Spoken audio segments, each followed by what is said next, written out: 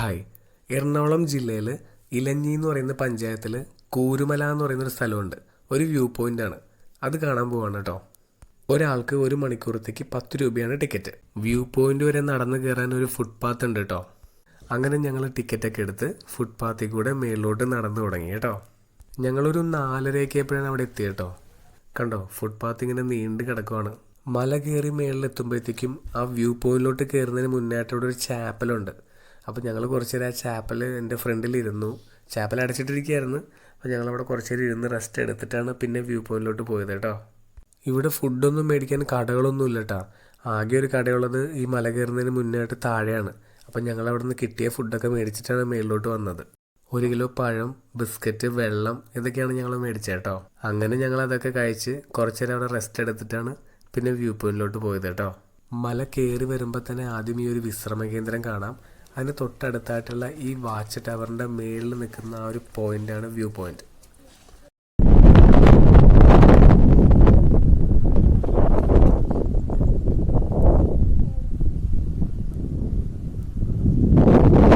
കാറ്റടിക്കണ സൗണ്ടാണ് കേട്ടേട്ടാ.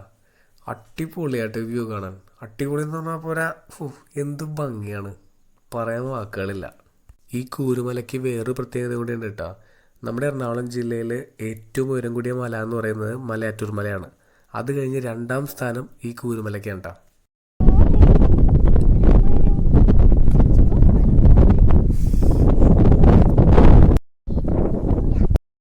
ഇതൊരു അടിപൊളി വ്യൂ ആണ് കേട്ടോ.